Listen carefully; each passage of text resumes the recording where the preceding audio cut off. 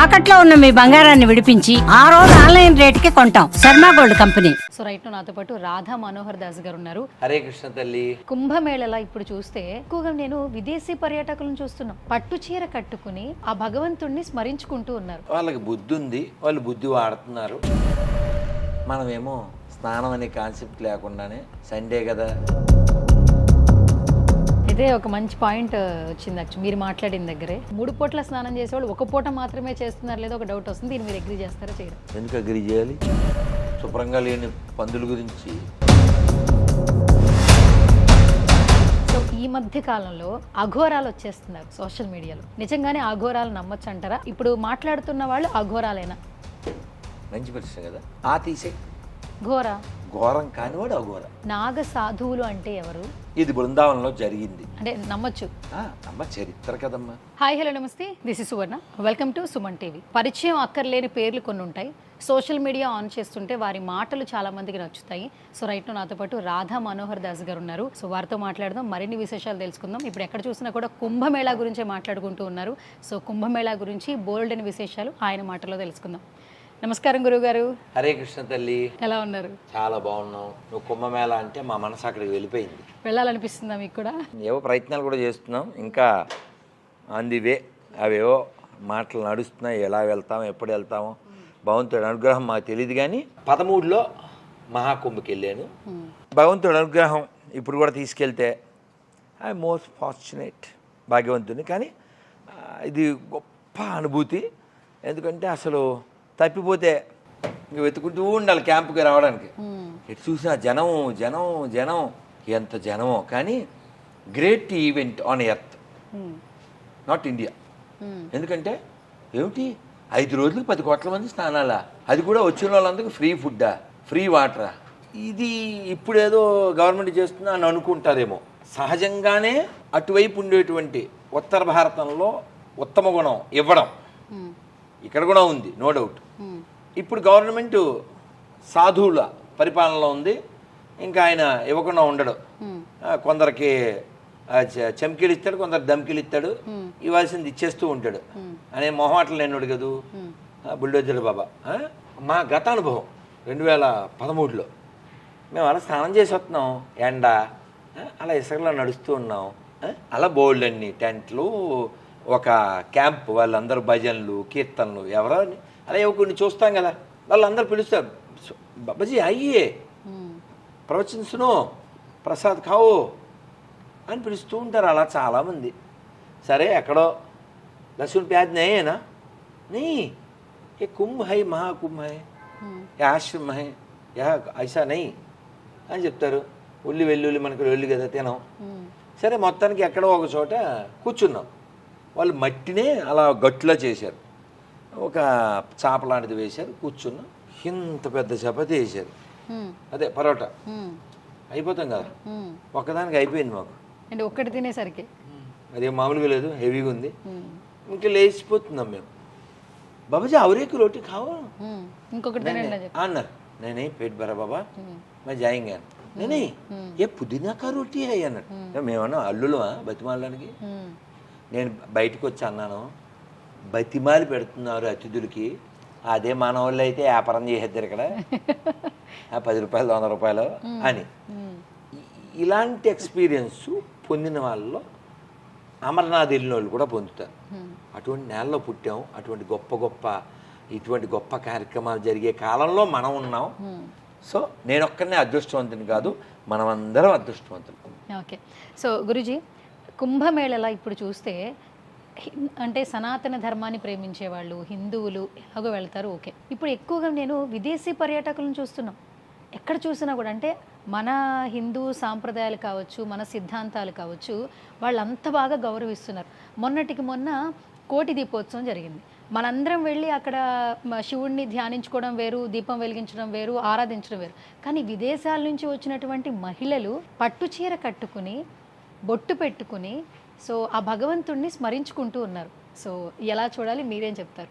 అదే వాళ్ళకి బుద్ధి ఉంది, వాళ్ళు బుద్ధి వాడుతున్నారు, వాళ్ళు పరిశీలిస్తున్నారు, పరిశోధన చేస్తున్నారు, తగ్గట్టు సాధన చేస్తున్నారు, జీవితాన్ని సార్థకం చేసుకుంటున్నారు, అంతే. నేను బృందావనం ఎవ్రీ ఇయర్ వెళ్తానుగా. మరి బృందావనంలో ఈ ఫారిన్ లేడీస్ జెంట్స్ విరివిగా ఉంటారు. హరిద్వారు ఇలా చాలా చోట్ల. బృందావనంలో ఇంకొంచెం ఎక్కువ ఉంటారు. చలికాలం మనకంటే ఎక్కువ చలి అక్కడ, భయంకరం. ఆవిడ ఇటలీ నుంచి వచ్చిందంట, మా అమ్మలా ఉంది. చక్కగా చీర కట్టుకుని నిండుగా, Mataji you are from which place అన్న, ఐఎమ్ ఫ్రమ్ ఇటలీ అన్న. పొద్దున హారతికి వెళ్తే ఆ చలిలో హారతి ఇచ్చాక అవి ఉంటాయి కదా, హారతి ఇచ్చిన కుందులు అవి, అవన్నీ తోగుతుంది. అవి I'm very lucky, I'm fortunate to serve Radhakunj Bihari అంటున్నారు. చెప్పులు వేసుకోరు. ఆ రాళ్ళల్లో, ఆ ఇసుకలో, ఆ మట్టిలో, ఆ చలిలో చన్నీళ్ళు స్నానం చేసి వాళ్ళకి అంత భక్తి ఉంది. మనమేమో స్నానం అనే కాన్సెప్ట్ లేకుండానే సండే కదా అని లెక్కలేస్తూ జొమాటోలో టమాటా బాతులు, కొండ బిర్యానీలు తినేసి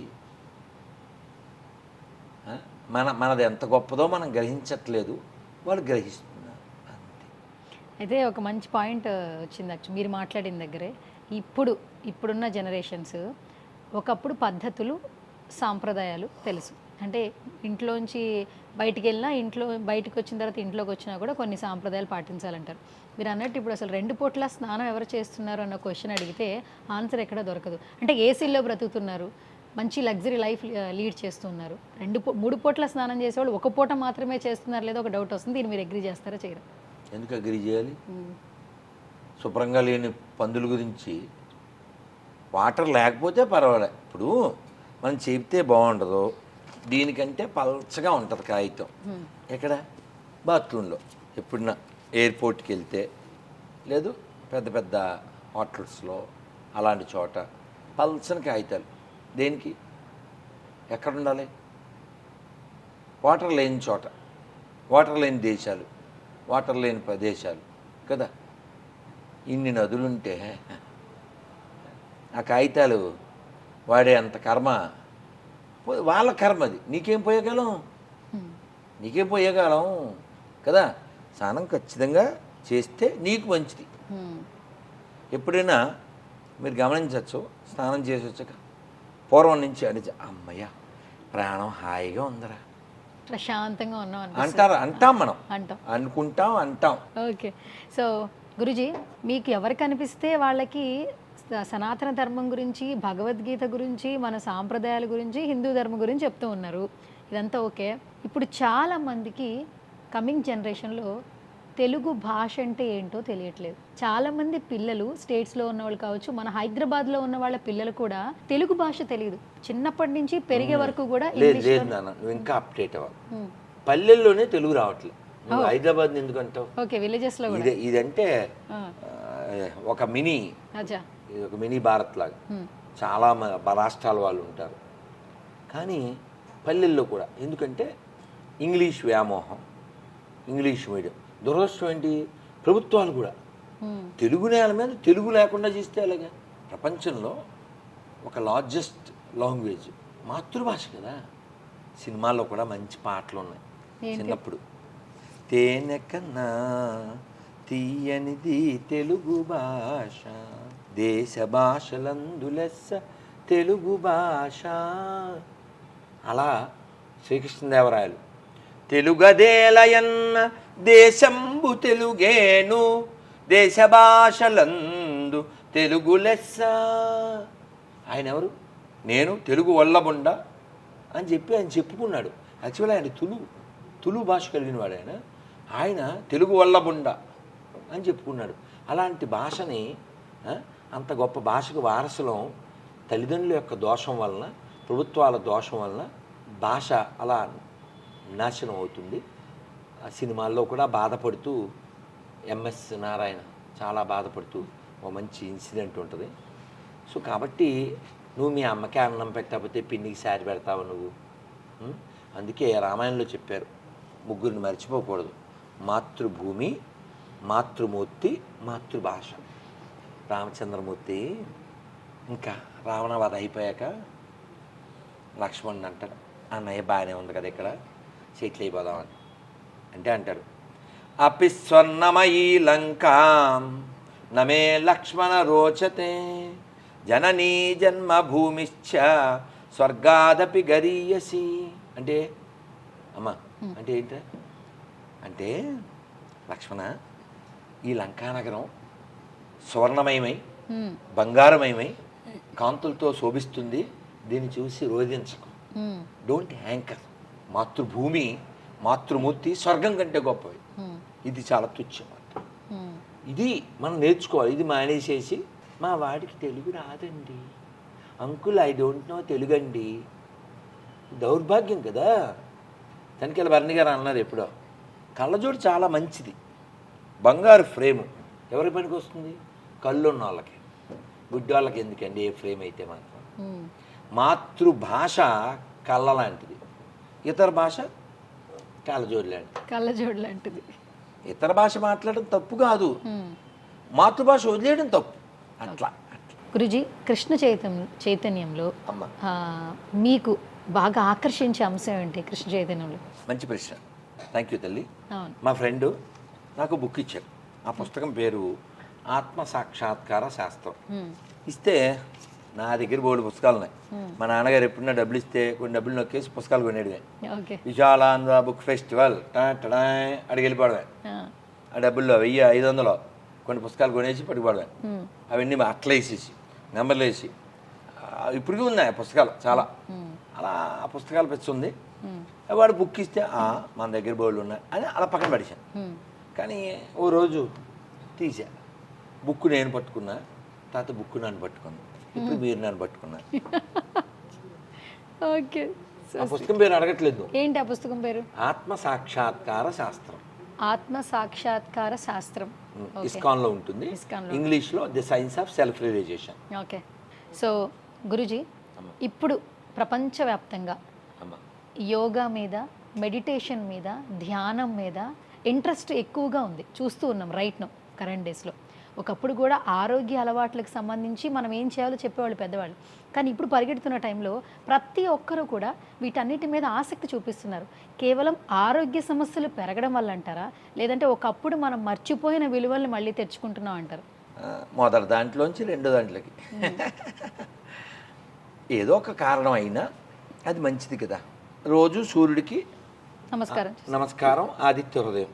నేనైతే ఎండ్లో నిలబడి ఒంటికాళ్ళ మీద నిలబడి చేస్తాను ఆదిత్య హృదయం. కొంత యోగా చేస్తాం. మన పూర్వీకులు పూర్వం నుంచి మౌనం చేయడం, పూజ చేయడం, స్నానం పూజ అయిన తర్వాతే మాట్లాడడం, తినడం వాళ్ళ నిత్యకృత్యం, వాళ్ళ జీవితంలో భాగమై ఉండేది. వాళ్ళు చేసే పనుల్లో చాలా యోగా ఉండేది. ముఖ్యంగా మన తల్లులు. ఇప్పుడు చాలామంది ఆడవాళ్ళకి థైరాయిడ్ ప్రాబ్లం ఉంది. మరి మా అమ్మకి లేదు, మా పెద్దమ్మకి లేదు, మా పిన్నికి లేదు. ఎందుకంటే వాళ్ళన్నీ ఏం వాడాలో అవన్నీ వాడేవారు పూర్వం. ఏంటివి? మిక్సీలు ఉండలేదు, గ్రైండర్స్ లేవు. ఓకే, ఇవి వాడేవారు, రోటి పచ్చళ్ళు. మరి మా అమ్మ ఎవరెందుకు మా అందరికీ మా అమ్మ ఏమిటి మీ అమ్మ ఏమిటిలే, మన అమ్మలందరూ మినపప్పు నానబెట్టి ఒక చిన్న హోల్ ఉంటుంది, దానిలో వేసి ఇలా తిప్పుతా ఉంటాం, అప్పుడు మినపప్పు వస్తుంది. అమ్మ దాని రుబ్బురోలు అంటాం. ఈ రుబ్బురోలు నీకు తెలియదు కాబట్టి, చిన్నపిల్ల కాబట్టి, ఈ రుబ్బురోల్లో మా అమ్మ వేగంగా ఇలా తిప్పుతూ ఉండేది, ఇలా తోస్తూ ఉండేది. అది యోగానా? మరి యోగా కాదా? ఎక్సర్సైజ్ అయిపోతుంటుంది కదమ్మా. ఇగో ఇలా తిప్పుతూ ఉండేది, ఆ పిండి అల్లా వెళ్ళిపోతుంటే ఇలా తోస్తూ ఉండేది, మధ్యలో మమ్మల్ని అరుస్తూ ఉండేది, ఏదో పని చెప్తూ ఉండేది. మనం ట్రై చేద్దామని ఇలా తిప్పుతాం, అంతే, అది చేతికి వచ్చేది. మనకు రాదుగా గ్రిప్పు. అలాగే అమ్మ తిరగలంటారు. నేను కొనుక్కున్నాను, ఇప్పుడు కూడా నా దగ్గర తిరగలు ఉంది. నువ్వు ఎప్పుడు నా నెట్లోకి వెళ్ళి రాజీవ్ దీక్షిత్ కొట్టు, రాజీవ్ దీక్షిత్, తెలుగులో హిందీలో రెండులో చాలా బాగుంటాయి. ఆయన చెప్పారు, ఎవరైతే తిరగలు తిప్పుతారో వాళ్ళకి పొట్ట రాదు, అలాగే ఈ థైరాయిడ్ సమస్య ఉండదు, ఈ గర్భిణీలకి అయితే ఇంకా ఆపరేషన్ చేయకుండా అవుతుందని. అయితే అమ్మ తిరగలు తిప్పేటప్పుడు చాలా వేగంగా తిప్పుతూ ఉంటుంది, మధ్యలో ఇలా పోస్తూ ఉంటుంది. అలాగే మినువులు వేపి, అంటే సున్నుండలు చేయాలంటే అమ్మ కంటే గొప్ప హీరో లేరు, అమ్మకంటే గొప్ప దైవం లేదు, అమ్మకంటే ఆల్రౌండర్ లేదు. అలా తిప్పుతూ ఇలా వేసేస్తూ మనకు పని చెప్పేస్తూ చెర చేసేస్తుంది, బలంగా చేసేస్తుంది. మనకు రాదు ఇంక ఇలా అనగానే చేతికి అది వచ్చేసేది, గురి అంటాం దాన్ని. సో అమ్మ మన పూర్వం అన్ని పద్ధతులు అలా ఉండేవి కాబట్టి వైద్యుడి యొక్క అవసరం తక్కువ ఉండేది. ఒక్క వైద్యుడు ఊరంతా ఉండేవాడు. ఇప్పుడు బాడీ మొత్తానికి కూడా ఒక వైద్యుడు లేడు, పార్ట్కి ముక్కుకు ఒక డాక్టరు, కంటికో డాక్టరు, మోకాలకో డాక్టరు, అలా అలా అలా అలా. సో కాబట్టి యోగా ఉంటే రోగం ఉండదు. యోగా ఉంటే రోగం రోగం ఉండదు. మీరు బాగా ఉంటారు. Thank you so much. Okay, so ఈ మధ్య కాలంలో అఘోరాలు వచ్చేస్తున్నారు సోషల్ మీడియాలో. అంటే ఇంతకు ముందు మాట్లాడుకునేవాళ్ళం సాధువులు, ఋషులు, మునులు, అలాగే అఘోరాలు అని. ఎక్కడో బేసిక్గా ఏంటంటే నిజమైన అఘోరాలు బయటికి రారు, మనుషుల మధ్య తిరగరు అని. కానీ సోషల్ మీడియాలో రోజుకు ఒక అఘోరాన్ని చూస్తున్నాం, వాళ్ళు మాట్లాడే మాటలు వింటూ ఉన్నాం. నిజంగానే అఘోరాలు నమ్మచ్చు అంటారా? అసలు ఇప్పుడు మాట్లాడుతున్న వాళ్ళు అఘోరాలేనా? మంచి ప్రశ్న కదా. అసలు అఘోర అంటే అర్థం ఏంటమ్మా? దేవుణ్ణి కాదురా ఆ తీసే ఘోరా, ఘోరం కానివాడు అఘోర. ఓకే, అమ్మా శివుడికి మంత్రం ఉంది, అఘోరేభ్యో. భగవంతుడు అందరి వాడు. అలాగా ఈ అఘోర ఒక విధానం. కానీ మనం ఇప్పుడు చూసే ఈ రకరకాల ఈ ప్రాపంచిక వాసన, ప్రపంచాన్ని లెక్క చేయకుండా ఉండేవాడు అఘోర. ప్రపంచం వెనకాల వెళ్ళకూడదు. ఓకే, ప్రపంచం అతను వెనకాల కావాలంటే వెళ్ళాలేమో వెతుక్కుంటూ తప్ప అతను వెళ్ళడు. అది కాబట్టి మనం వాస్తవంగా మనం భగవద్గీత, భాగవతం, రామాయణం ఇత్యాది వాటిని చదివి అంతర్ముఖులు అవ్వాలి. మనం అంతర్ముఖులు అవ్వాలి. అది జీవితానికి లక్ష్యం. ఓకే, నాగ సాధువులు అంటే ఎవరు? మొగలులతో నిజంగానే ఫైట్ చేశారా? సో వారి గురించి ఏమైనా చెప్తారా? ఇది బృందావనంలో జరిగింది. అంటే నమ్మచ్చు. అమ్మ చరిత్ర కదమ్మా. ఇప్పుడు కూడా నాగసాధువులు కనబడుతున్నారు కదా ఈ కుంభమేళకి. అన్ని వేల మంది మామూలు ఎప్పుడు కనబడరు. వాళ్ళకి డేట్ ఎవరు చెప్పారు ఇప్పుడే రావాలని? నేను ఎక్కడో విన్నాను, నాగ సాధువులు 12 రకాల పరీక్షలు రాయాలట. నిజమేనా అది? అంటే ఎలాంటి పరీక్షలు? అంటే వాళ్ళు ఇప్పుడు అంటే వాళ్ళ పరీక్షల సంగతి నాకు తెలియదు. మేము కూడా పరీక్షలు రాస్తేనే మాకు దీక్ష వచ్చింది. ట్రూ. 99లో నాకు మంచి మార్కులు కూడా వచ్చినాయి అనుకోండి. నా పేరు నోటీస్ బోర్డులో కూడా పెట్టారు అనుకోండి. చెప్తున్నా పరీక్షలు ఉంటాయి, పరీక్ష ఉండాలి. అంటే ఇది అప్డేటెడ్ కాలం కాబట్టి లిఖితపూర్వకం. పూర్వం మాకు రెండూ ఉంటాయి. గురుగారు ముఖత అడుగుతారు, లిఖితపూర్వకంగా కూడా ఉంటుంది. వాళ్ళ పరీక్షలు ఏమో మనకి తెలియదు కానీ ఉంటాయి. ఉంటే మంచిదే కదా. గురుజీ, మధుర షాహీ దర్గా అసలు ఆ వివాదం ఏంటి? నిజంగానే టెంపుల్ అని మనం బిలీవ్ చేయొచ్చా? ప్రూఫ్ ఉందా అసలు? బలిదానమమ్మా. ఇప్పుడు నువ్వు సంబాల్, ఇప్పుడు అక్కడ బోల్డ్ అని తవ్వుతుంటే బావులు దొరుకుతున్నాయి, విగ్రహాలు దొరుకుతున్నాయి. పోనీ ఇప్పుడు నువ్వు ఎంతో కాశీ అది వెళ్ళొద్దు, రాజమండ్రి వెళ్ళు అమ్మా. రాజమండ్రి వెళ్ళి మెయిన్ రోడ్లో అలా నడుస్తూ ఉంటే పోలీస్ స్టేషన్ పక్కనే పెద్ద మసీద్ అని ఉంటుంది. నువ్వు నిలబడి ఒకసారి అలా అమ్మ అలా చూడు. జైవిజీయులు, ఓంకారం, చక్రం, శంఖం అన్నీ కనపడతాయి. ఎందుకని? అది వేణుగోపాల స్వామి గుడి కాబట్టి. నేను లోపలికి వెళ్ళి మసీదుగా పిలువబడే ఆ వేణుగోపాల స్వామి గుడి లోపలికి వెళ్ళి నేను రేహాలు కొనుక్కున్నా. రేహాలు అంటే బుక్ స్టాండ్. అలా మన దేశంలో ఎన్ని మసీదులో కనబడుతున్నాయి, కానీ అవన్నీ చాలా గుళ్ళు. వాళ్ళ అలవాటు ప్రకారం వాటిని ఆక్రమించారు, కట్టారు. ఇప్పుడు పోనీ కాశీ వెళ్ళు, అలా ప్రదక్షిణ చేస్తుండే వెనకాల శిల్పాలు అవి ఉంటాయి. ఇది మసీదుగా పిలువబడేదానికి. మసీదుకి శిల్పాలు ఎలా వస్తాయి? కొన్ని తాజ్మహల్ వెళ్ళావా? స్వస్తిక్కు, ఓంకారాలు, ఏనుగు బొమ్మలు ఎన్ని ఎందుకుంటాయి? పోనీ నా మాటలు వినకు, పోనీ నెట్లోకి వెళ్ళి కేకే మహమ్మద్ గారు కొట్టు, పోనీ ఢిల్లీలో కుతుబ్ మినార్ కొట్టు. ఆ కుతుబ్ మినార్ ఎలా కట్టారు? దాదాపు 1200 గుళ్ళు కూల్చి వాటి నుంచి తెచ్చిన శిల్పాలతో కట్టారు. అదన్నమాట. గురుజీ, ప్రయాగరాజ్ గొప్పతనం ఏంటి? పురాణాలు ఏం చెప్తున్నాయి? ఇప్పటికీ కుంభమేళ జరగడానికి రీజన్ ఏంటి? అమ్మ కుంభ మీన్స్ పాత్ర కదా అమ్మ. ఈ కుంభమేళ జరిగే ప్లేసులు 4. ఆ ప్లేసెస్లో ఈ అమృతం యొక్క చుక్కలు పడతాయి. దాని ప్రభావం సంక్రాంతి నుంచి శివరాత్రి వరకు ఉంటుంది. అది మన విశ్వాసం. ఆ విశ్వాసంతో ఆ సమయంలో ప్రయాగ యొక్క విశేషం మీకు తెలుసు, త్రివేణి సంగం 3 కిందన అక్కడ వెళ్ళావా? ఏం వెళ్ళా, నేను చాలాసార్లు వెళ్ళావు. గంగా, యమున, సరస్వతి. మీరు కళ్ళతో చూడొచ్చు నాన్న, ఓకే. నన్ను అలా ఒక colour కనబడుతుంటుంది.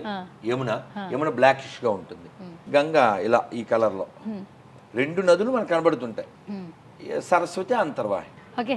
So Guruji, final question. 3 months before ఒక వీడియో చూశాను గురుజీ, గేమ్ చేంజర్ రిలీజ్ టైంలో రామ్ చరణ్ గారు అయ్యప్ప దీక్షలో ఉన్నప్పుడు ఇలా వెళ్ళారు అని చెప్పి ఒక న్యూస్ అయితే మొన్ననే మీరు చాలా బాగా సపోర్ట్ చేసి మాట్లాడారు అండ్ అందులో పాజిటివిటీని ఎక్కువ తీసుకొచ్చారని మిమ్మల్ని ఇంతకు ముందు విమర్శించిన వాళ్ళు కూడా చాలా నన్ను కాదు నన్ను పొగిడినోళ్ళు తిట్టారు, తిట్టినోళ్ళు పొగిడారు. సో దానికి సంబంధించి చెప్పాను.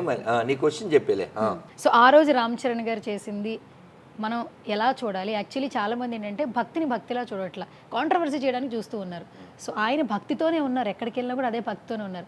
కానీ అది కాంట్రవర్సీ చేసిన విధానాన్ని ఏ విధంగా చూడాలంటారు? అంటే నియమం ఉల్లంఘించడాన్ని మనం వ్యతిరేకించారు, అది తప్పు కాదు. ఇప్పుడు అందరికి అన్నీ తెలియవు కదా నాన్న. ఇప్పుడు పిల్లలు ఉన్నారు, ఎడం చేత్తో తినేస్తే అమ్మ ఏం చేస్తుంది? తప్పు, రైట్ హ్యాండ్ అని చెప్తుంది కదా. పిల్లలు ఏదైనా తీసుకుని ఇలా తీసుకుంటే తప్పు అని చెప్తుంది అమ్మ. అలా మనం ఒక అమ్మలా చెప్పాలి, ఒక అమ్మలా చెప్పాలి. రామ్ చరణ్ దర్గాకి వెళ్ళాడు, తెలియదు. వెళ్ళాడు, అక్కడ ఉండేది పీనుగా, తెలియదు. వాళ్ళు బొట్టి తీయమన్నారు, తీసాడు. తీయకూడదని తెలియదు కాబట్టి వెళ్ళాడు. మనం చెప్పాలి. ఎవరు చెప్తే వెళ్ళాడు? అతను రెహమాన్ చెప్తే వెళ్ళాడు. దిలీప్ కుమార్ అనే అలియాస్ రెహమాన్ చెప్తే వెళ్ళాడు. సో నేనేం చెప్పానంటే రజనీకాంత్ కూడా వెళ్ళాడు. ఇప్పుడు నేను వాళ్ళిద్దరికి టాస్క్ ఇచ్చాను. రజనీకాంత్ గారు రెహమాన్ గౌరవించారు, రామ్ చరణ్ కూడా రెహమాన్ గౌరవించాడు. ఇది వన్ సైడ్ అవ్వకూడదు. రెహమాన్ కూడా రామ్ చరణ్ని, రజనీకాంత్ని గౌరవించాలి. రజనీకాంత్ గారితో తిరుమల వెళ్ళాలి, రామ్ చరణ్తో శబరిమల వెళ్ళాలి. అప్పుడు వీళ్ళంతా నోరు మూసేస్తారు. ఆ టాస్క్ వాళ్ళిద్దరు తీసుకోవాలి. కాబట్టి రామ్ చరణ్ ఆ టాస్క్ తీసుకుని, రజనీకాంత్ గారు ఆ టాస్క్ తీసుకుంటే ఇంకా రిస్క్ ఉండదు తల్లి. ఓకే, నమస్తే. హరే కృష్ణ తల్లి. అందరూ చెప్పండి నాన్న, హరే కృష్ణ కృష్ణ కృష్ణ హరే హరే.